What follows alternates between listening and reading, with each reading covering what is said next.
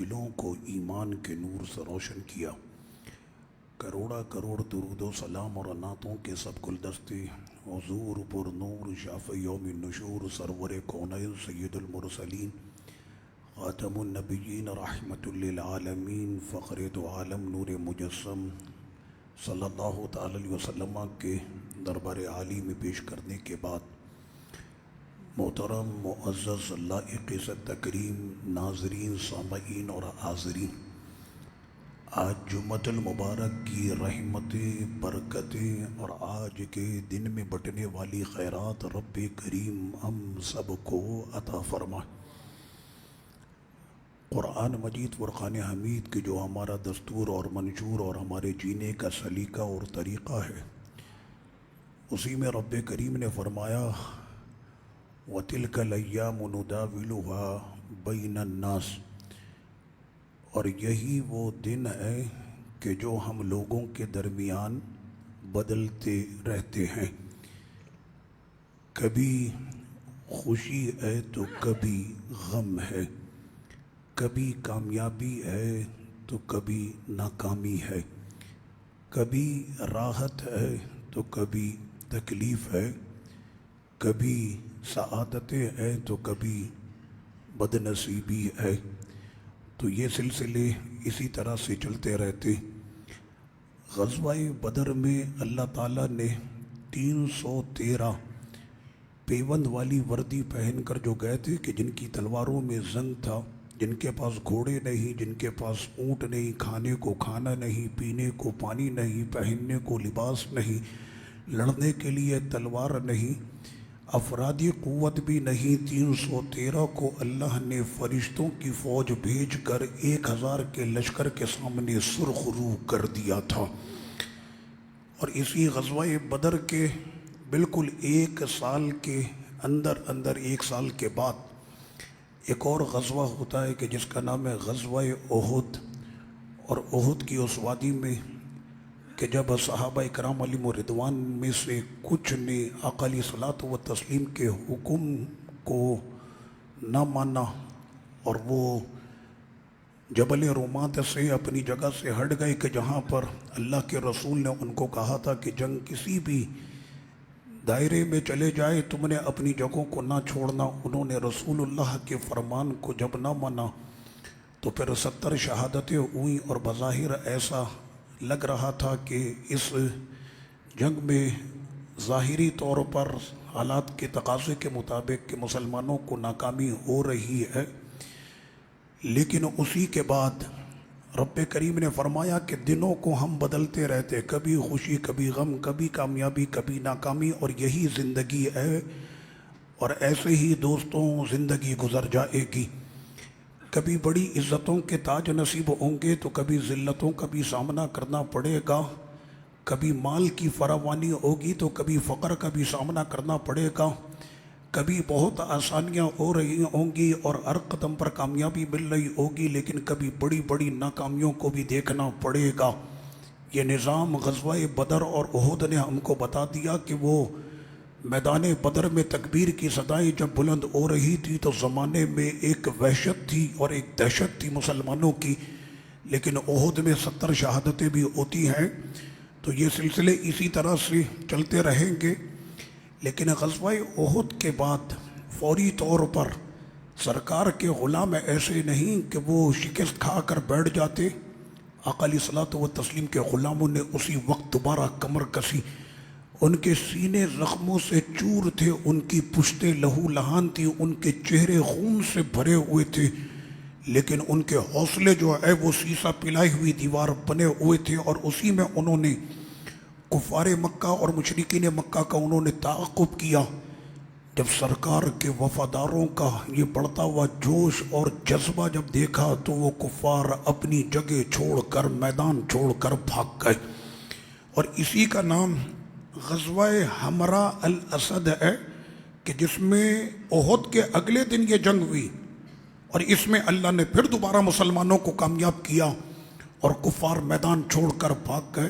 تو رب نے فرمایا دن تو آتے جاتے رہیں گے، کبھی کوئی یہ نہ سمجھے کہ ایک ہی جیسی زندگی گزرتی رہے گی، نہیں جناب ایسا نہیں، کبھی عزتوں کے تاج آپ کو نصیب ہو رہے ہوں گے، کبھی ذلتوں کا بھی جو ہے وہ سامنا کرنا پڑے گا۔ وَتُعِزُّ مَن تَشَاءُ وَتُذِلُّ مَن تَشَاءُ، تو جسے چاہتا ہے عزت عطا کر دیتا ہے، اور جسے تو عزت عطا کر دے اسے کوئی رسوا نہیں کر سکتا، اور جسے تو رسوا کر دے تو اسے کوئی جہاں میں عزت دے نہیں سکتا۔ وہ خلیجی ریاستیں کہ جن کے جبے بھی 50,000 ہزار لاکھ روپے کے وہ جبے پہننے والے،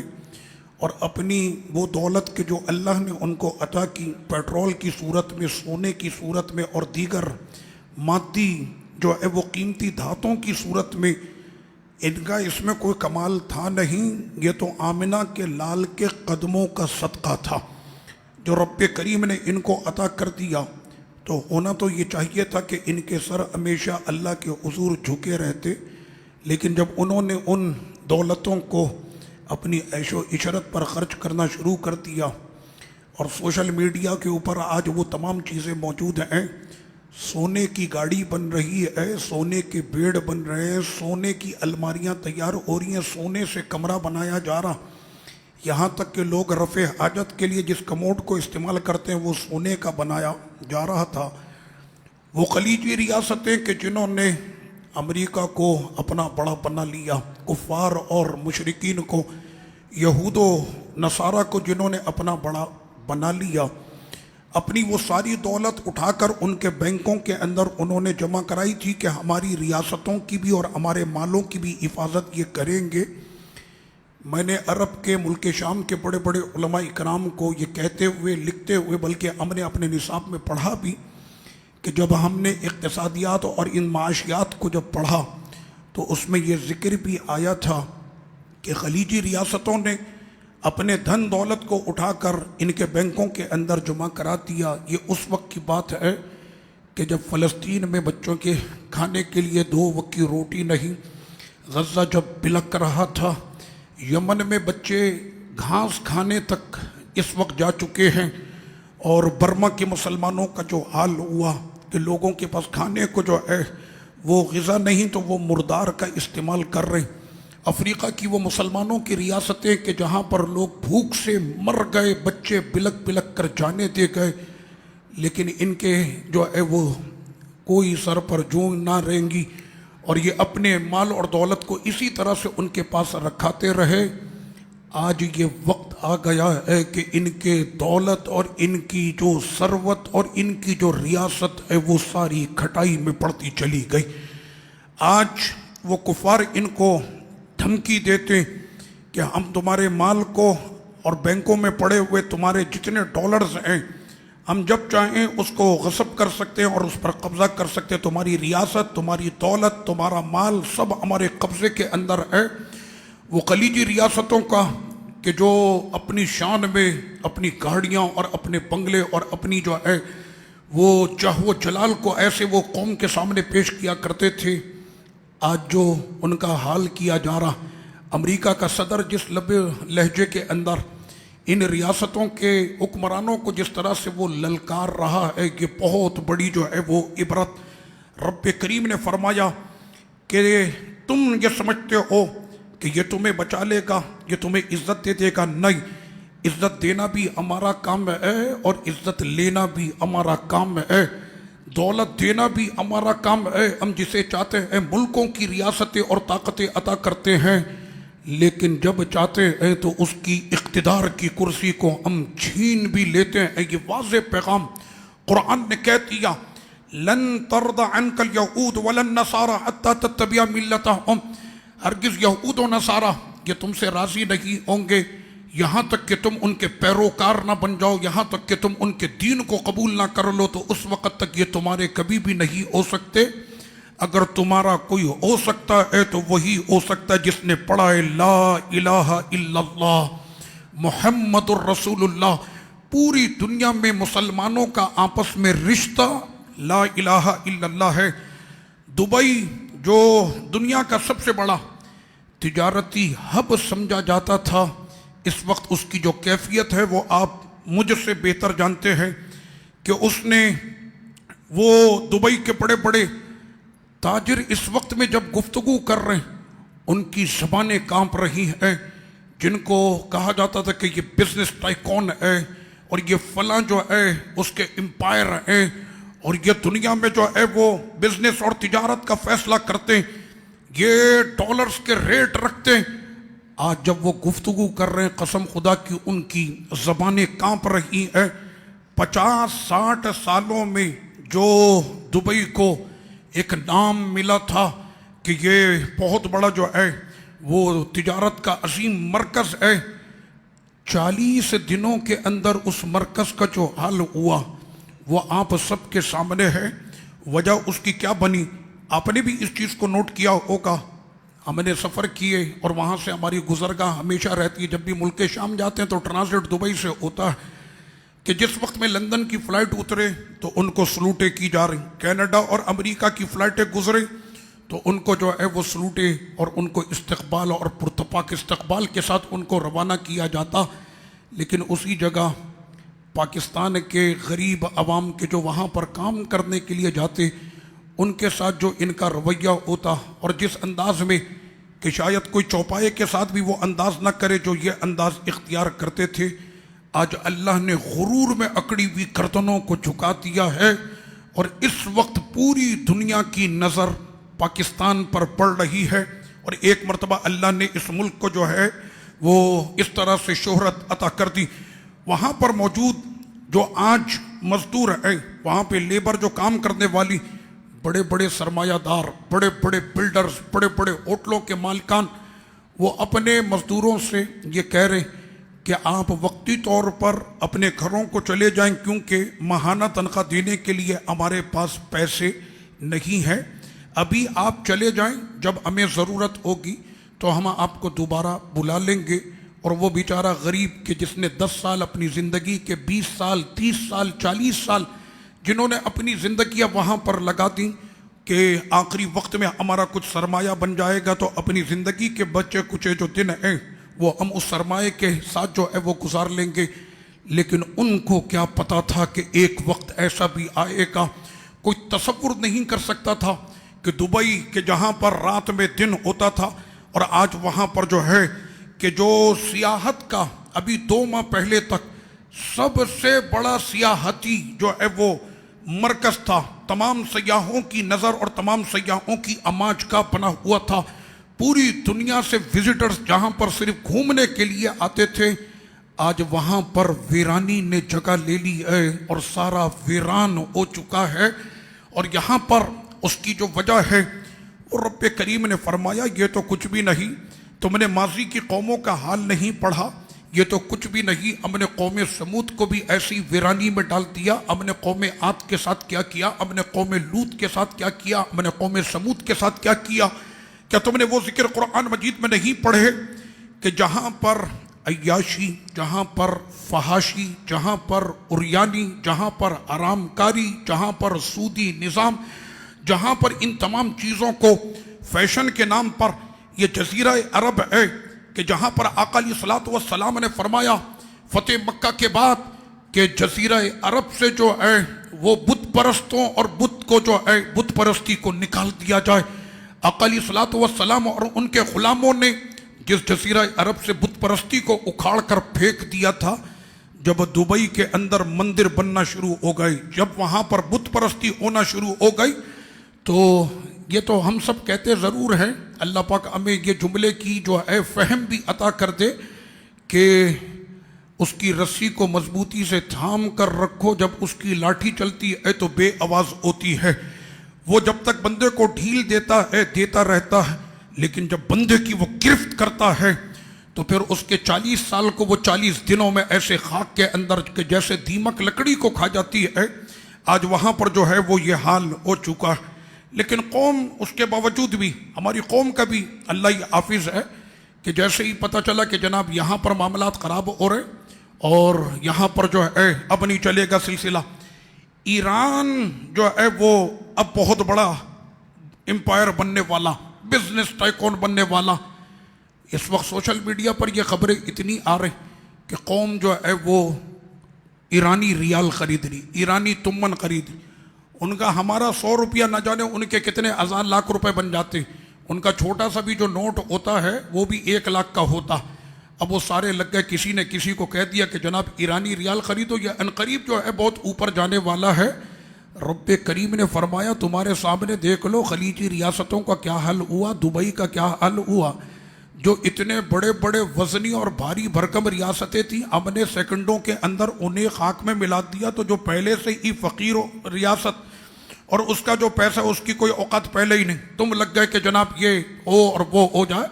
تو یہ قوم اپنے طور پر جو سوچتی ہے, ایک مرتبہ پھر رب کریم نے جو ہے وطن عزیز پاکستان کا نام جو ہے وہ دنیا کے اندر روشن کر دیا. سب سے بڑا مسئلہ یہی ہوتا ہے کہ جب فقیر کو دولت مل جائے اور کسی بے نام کو نام مل جائے, جس کی عزت نہیں تھی اس کو عزت نصیب ہو جائے, 2-4 اس کے آگے پیچھے اس کی واہ واہ کرنے والے ہو جائیں,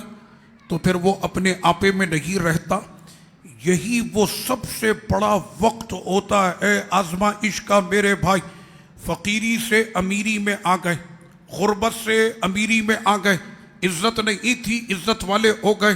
گھر نہیں تھا بڑے بنگلے کے مالک ہو گئے, مال نہیں تھا ڈھیروں مال آ گیا. اس وقت میں اپنے آپ کو بچا کر رکھنا, عاجزی کو قائم رکھنا, سرور کونین صلی اللہ تعالی علیہ وسلم کے اس فرمان کو اپنے ذہن میں رکھنا. حضور علیہ الصلوۃ والتسلیم نے ارشاد فرمایا کہ رب کریم تم کو عزت عطا کرے گا, مال عطا کرے گا, شہرت عطا کرے گا, کامیابی عطا کرے گا, صحت عطا کرے گا, تمام نعمتیں عطا کرے گا. اور اے میرے غلاموں کہ جب تم کو یہ تمام چیزیں نصیب ہونا تو اس وقت میں اپنے خدا کو بھولنا نہیں, ورنہ وقت کی بڑی بڑی طاقتوں کو, وقت کے جو بڑے بڑے فرعون تھے اللہ نے ان کو بھی خاک میں ملا کر رکھ دیا. آقا علیہ الصلوۃ والتسلیم نے کیا فرمایا؟ اصل میں مسئلہ یہ ہوتا کہ جس وقت میں بندے کو طاقت, شہرت, عزت, مال, دولت, ریاست, یہ تمام چیزیں جب اس کو ملنا شروع ہو جاتی ہیں تو پھر وہ کہتا ہے انا ربکم الاعلی, میں تمہارا سب سے بڑا خدا ہوں. پھر وہ غریبوں پر ظلم کرنا شروع کر دیتا. اللہ کے بندوں کو کہ جن کو رب کریم نے فرمایا لقد کرمنا بنی آدم,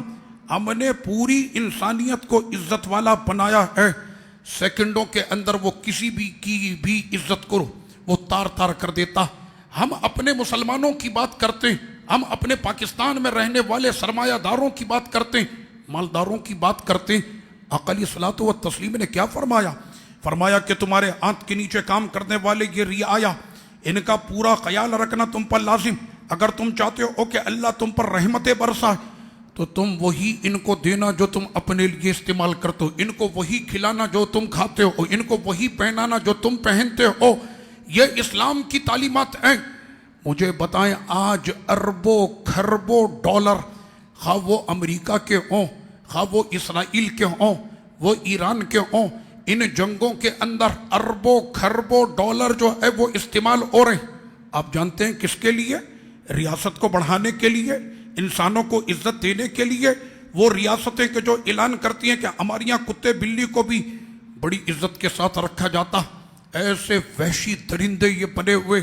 غزہ میں بمباری, لبنان میں بمباری, شام میں جو انہوں نے کھنڈر بنایا, اور یہ تمام جو ہے وہ کرنے کے بعد بھی ابھی بھی ان کے جو ہے وہ ان کی پیاس, خونی پیاس جو ہے وہ ابھی بھی بجھی نہیں ہے. تو رب کریم نے اسی پر فرمایا کہ فرعون کو ریاست ملی, دنیا کا سب سے بڑا طاقتور بادشاہ, دنیا کا سب سے بڑا طاقتور بادشاہ فرعون تھا. اور جب اس کو یہ فرعونیت ملی تو اس نے کہا میں تمہارا سب سے بڑا خدا ہوں. اور اس کے بعد پھر اس نے اور بچوں کا قتل شروع کیا, مردوں کا قتل اس نے شروع کیا, لوگوں پر ظلم اور زیادتی کی.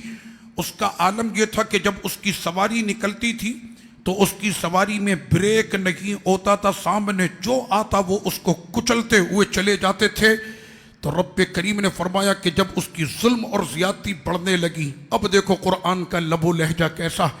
وَنُرِيدُ أَن نَّمُنَّ عَلَى الَّذِينَ اسْتُضْعِفُوا فِي الْأَرْضِ, ہم چاہتے ہیں کہ ہم زمین پر موجود کمزوروں کو اس زمین کا وارث بنا دیں, اور اس زمین کی امامت یعنی اس زمین کی جو ٹھیکیداری, اس زمین کی جو طاقت وہ ہم اپنے کمزوروں کو عطا کرتے ہیں. رب کریم نے فرعون کا جو تختہ الٹا ہے کہ جو کمزور تھے اللہ نے ان کو طاقتور بنا دیا، اور جو وقت کا وہ فرعون کہ جو اپنے آپ کو سب سے بڑا طاقتور خدا کہنے لگ گیا تھا، اللہ نے اسے عبرت کا نشان بنا دیا۔ تو رب کریم نے فرمایا کہ آنکھیں ہمیشہ کھلی رکھنا،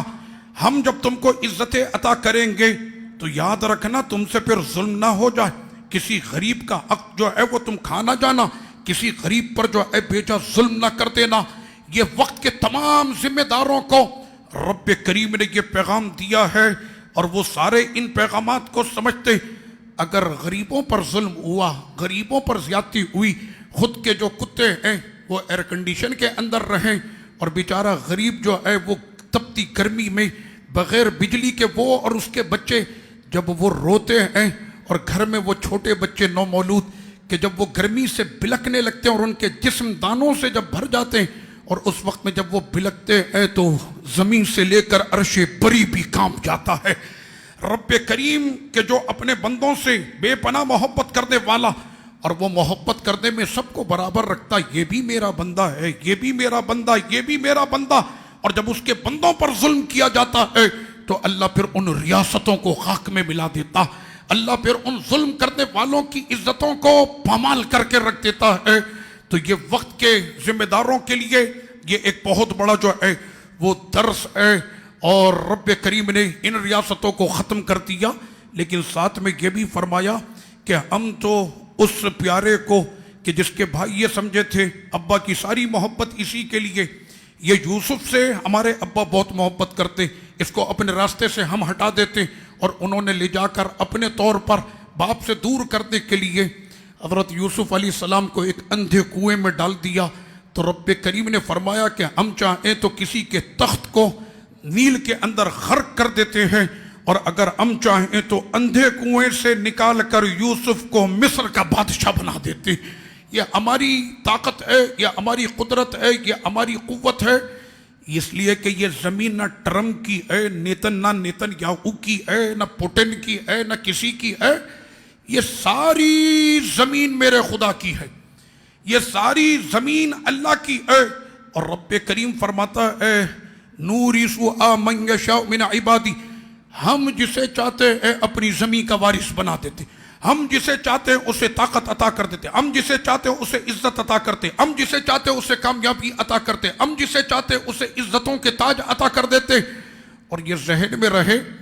کہ مال کے آنے سے عزت نہیں، طاقت کے بڑھ جانے سے کوئی عزت نہیں، حکومت مل جائے تو کوئی عزت نہیں، منصب مل جائے تو کوئی عزت نہیں۔ کیا فرعون کے پاس یہ ساری چیزیں نہیں تھی؟ اللہ نے اس کو خاک میں ملا دیا، لیکن وہی بلال ہے کہ جو ابو بکر کے مال سے جس کو آزادی نصیب ہوئی، اس کو رب کریم نے غلامی سے وہ عزت عطا کی کہ فتح مکہ کے دن کعبے کی چھت پہ بلال اذان دے رہا تھا۔ تو یہ رب کریم کے جس کو چاہے وہ عزتوں کے یہ تاج وہ رب کریم عطا فرما دیتا ہے۔ یہ چیزیں ذہن میں رہنی چاہیے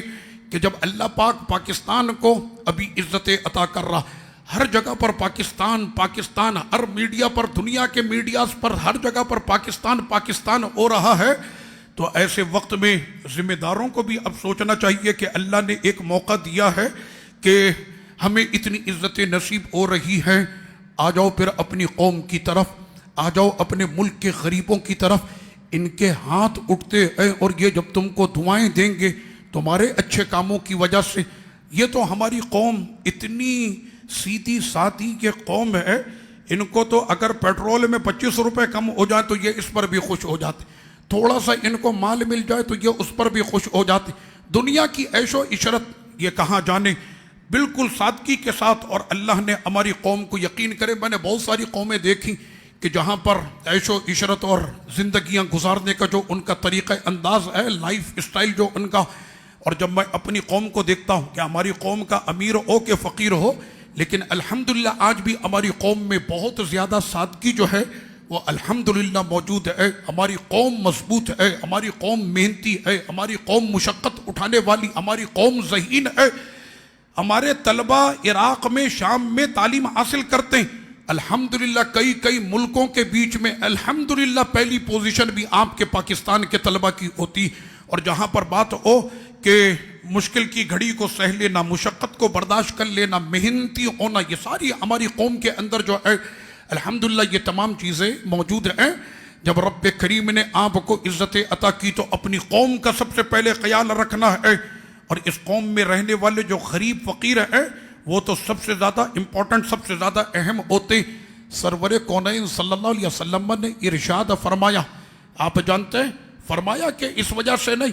ذلت کب آتی، بندہ یہ سمجھتا میرا مال کم ہو گیا تو لوگ میری عزت نہیں کریں گے، اگر میری انڈسٹری بند ہو گئی تو میری عزت ختم ہو جائے گی۔ نہیں نہیں، ایسا کوئی مسئلہ نہیں، عزت تو تب چلی جائے گی کہ جب بندہ دین سے دور ہو جائے، عزت تو تب چلی جائے گی جب وہ اسلام سے دور ہو جائے، عزت تو تب چلی جائے گی جب وہ قرآن سے دور، عزت تو تب جائے گی جب وہ رب سے دور ہو جائے،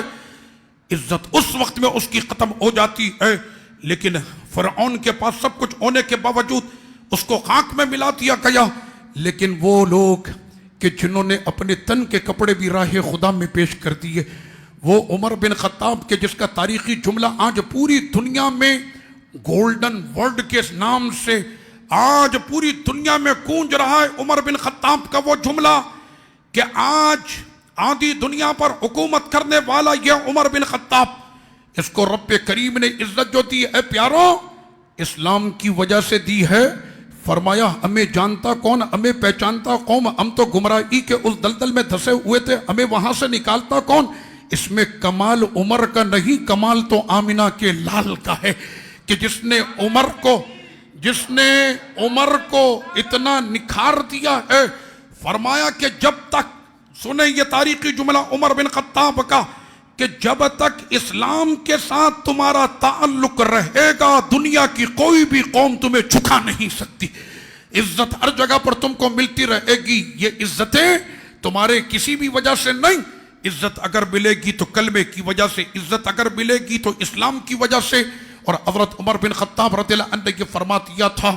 آقا علیہ الصلوۃ والتسلیم نے فرمایا عزتیں جب نصیب ہو تو اس کی حفاظت کرنا، اپنی عزتوں کو جانے مت دینا۔ آج مجھے بتائیں شادی کے موقع پر باپ پریشان ہوتا ہے کہ بھائی کھانے میں جو ہے وہ کمی نہ آ جائے، کھانا گھٹے نہیں۔ کہنا کیوں بھائی؟ کہنا اگر کھانا گھٹ گیا تو عزت چلی جائے گی۔ آج ایجوکیشن میں آپ آ جائیں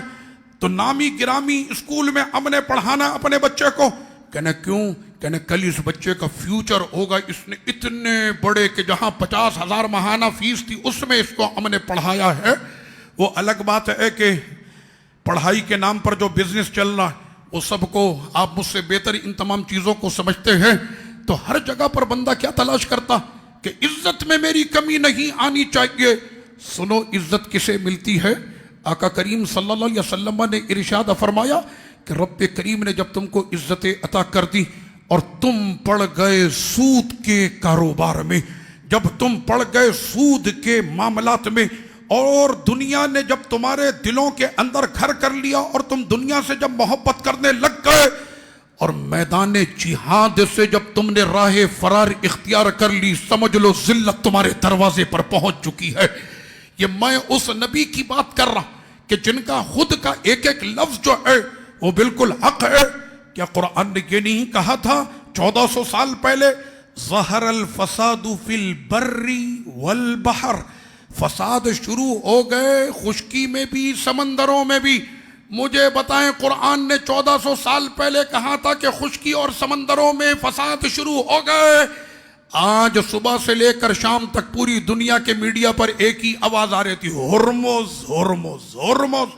ہم نے تو کبھی یہ نام بھی نہیں سنا تھا، آج سمندر کے اوپر نام ہو رہا کہ نہیں؟ ساری جنگ آج سمندروں کے اوپر آ گئی۔ یہ ہے قرآن کی حقانیت جس نے 1400 سال پہلے کہہ دیا تھا کہ زمین میں بھی اور سمندروں میں فساد شروع ہو چکے، لیکن وہ ظاہر قرآن اتنے پہلے ان تمام چیزوں کو، وہ الگ بات ہم میڈیا کی ہیڈ لائنیں دیکھ رہے ہوتے، سن رہے ہوتے،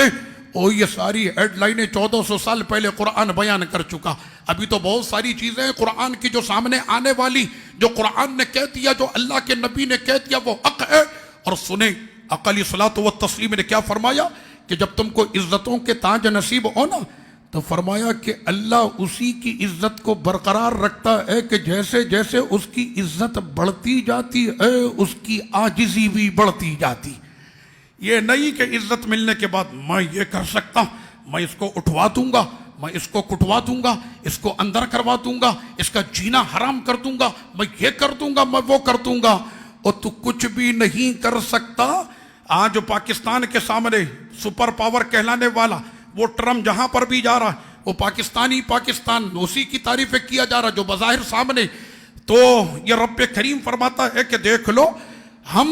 عزتیں ان کی برقرار رکھتے کہ جن میں عاجزی پیدا ہو جاتی، ان کی عزتوں کو ہم ہمیشہ اونچا رکھتے۔ اور یہ ذہن میں رکھنا، قرآن نے واضح پیغام دے دیا ہر ایک کے لیے، امیر ہو، فقیر ہو، گورا ہو، کالا ہو، اجمی ہو، عربی ہو، نہ گورے کو کالے پر، نہ اجمی کو عربی پر، نہ فقیر کو امیر پر، نہ وزیر کو فقیر پر، کسی کو کسی پر کوئی فوقیت نہیں ہے۔ ان اکرمکم عند اللہ اتقاکم۔ دل کے کانوں سے قرآن کا یہ پیغام سن لو، اللہ کے نزدیک سب سے زیادہ باعزت وہ ہے جو تم میں سب سے بڑھ کر متقی ہے۔ جتنا تقوی بڑھتا جائے گا اتنی عزتیں بڑھتی جائیں گی۔ صدیق اکبر نے کوئی اپنا عالیشان محل نہ بنایا، عمر بن خطاب کے تو سر کے نیچے کوئی نرم تکیہ بھی نہیں، وہ تو بلاک اور پتھر کو اپنا تکیہ بناتا تھا۔ عثمان غنی جاتے جاتے بھی قرآن کو اپنے لہو سے گواہ بنا کر چلے گئے، اور درویشوں کا درویش اور فقیروں کا پیشوا مولا علی کہ جس وقت میں ان کو لگتی ہے ضرب اور وہ جام شہادت نوش کرتے ہیں تو اس وقت میں کہتے ہیں فزت ورب الکعبہ، رب کعبہ کی قسم ہے کہ آج علی کامیاب ہو گیا ہے۔ تو یہ تھے وہ لوگ کہ جن کی عزتیں کل بھی تھیں اور جن کی عزتیں آج تک، اور انشاءاللہ میدان محشر اور جنت تک یہ عزتیں قائم رہیں گی۔ رب کریم جس کو طاقت، مال، دولت، عزت، منصب، شہرت عطا کرے اس کی عاجزی میں اتنا اضافہ ہونا چاہیے۔ اللہ پاک ہم سب کو یہ دولت عطا فرمائے۔ وما علیہ الا البلاغ۔